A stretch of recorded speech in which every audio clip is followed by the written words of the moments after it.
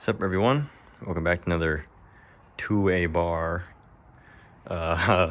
progress video thing. This is going to be the second finale of the series that I ended like 3-4 months ago.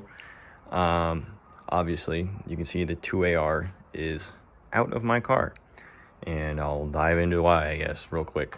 So I mentioned in that last video, the first finale, that the 2AR was much more harmonically or vibraty and blah blah blah over the 2GR, which, yes, that was like known. That's just like how inline fours are, just how they run and how, the whole harmonics of the engine versus like the 2GR V6 or whatever.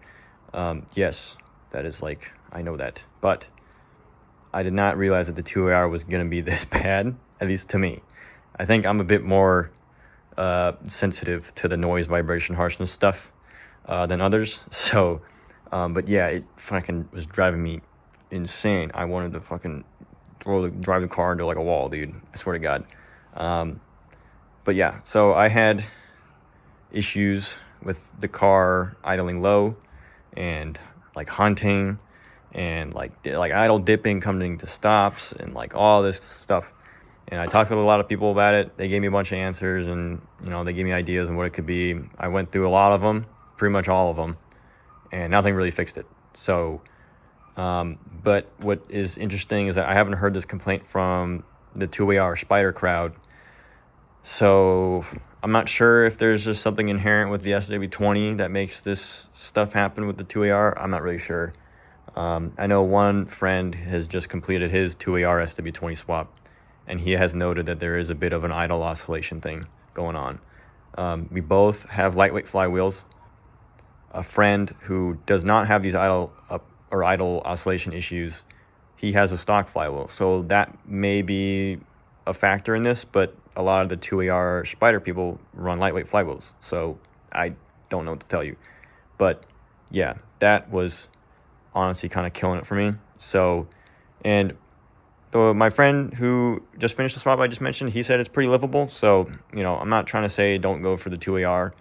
I have been somewhat spoiled by going from the 2GR to the 2AR as well. So, and I mean, if you're coming from the 5S to the 2AR, that's probably fine. But it is something to note, I will say. If you're kind of sensitive to that stuff, I'd look out. I am working on a AC up or AC can idle up, like a can-based message thing that idles up the car when you turn on the AC. My like prototype version of that actually worked really well, and it made it quite nice to drive. So, and that'll be all open source once I kind of develop it more or whatever. It's gonna be on pause for a while, but I have kind of the basis of the code, and I have my friend to kind of do stuff on his car. But yeah, anyways, that was driving me fucking nuts, and I honestly can't take it anymore. As whiny and complaining as that sounds, I don't want to deal with it. The whole car, I mean, like, it would idle sometimes at like 400, 450, 500 RPM, and that low with a 4-cylinder like this, I mean, it's generating the fundamental note of the engine at that point is around like 15-20 hertz. So I literally had like a giant subwoofer in the back, and the whole car is just vibrating and stuff. And so I don't want to deal with that. So I'm gonna do a different swap, obviously. I won't talk about it yet. Those who know me know what I'm gonna do, so I don't know, tell everybody, do whatever. But I'm hoping that the next thing I do is just as cool as this. I think it's a little cooler. Some may not think that, I don't really know, but I think it's pretty badass, and I think it'll be at least on par with this 2A bar process or project. And yeah, so that'll be obviously like a different video series and stuff, but I do intend that whole process to be a much long-term thing, because with the 2AR I had my court date for my ref ticket and stuff, and so that was kind of like on game mode. I was like trying to fucking get this shit done, and I did it in like 3.5 months. So I mean, that was pretty cool. I don't know how long the next one will take, but probably longer than 3.5 months. So I don't really want to rush that one, and I don't want to have this thing suck up on my time. So yeah, like I said, that'll be a different series and stuff. I guess there will be like a reveal episode or whatever, but Yeah, I guess I could talk about like my review of the 2AR. I kind of mentioned the harmonic noise vibration harshness thing. As far as like power and stuff like that, it's fine. It's pretty good.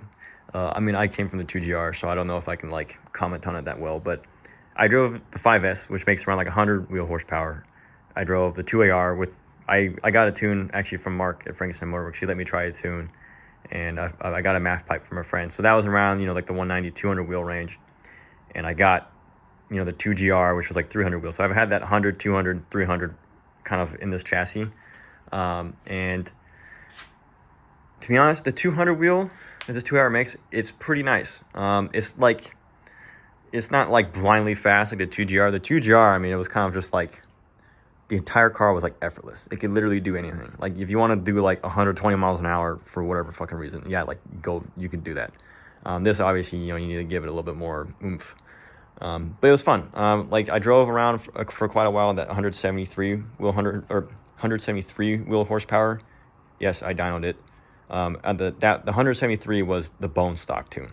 That was the bar setup. Like that was what you would get if you barred it, and that was pretty nice. That I believe is better than a stock Gen 2 3S. So, and that's kind of the power range that this car was intended to be at from Toyota, from factory. So that was a really nice power level. And then once I got the tune and stuff like that, that was actually really nice.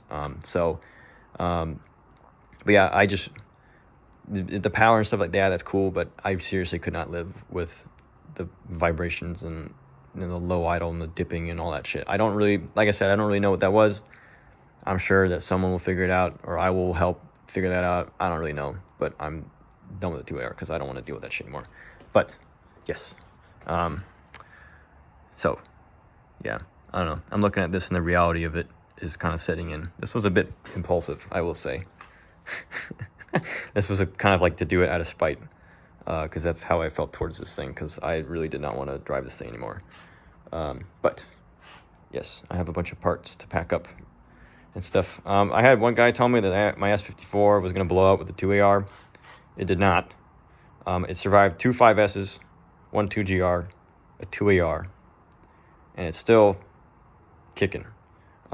There's like no sinkers left. The shifts feel fucking awful, and it's overall a pretty shit transmission, at least mine.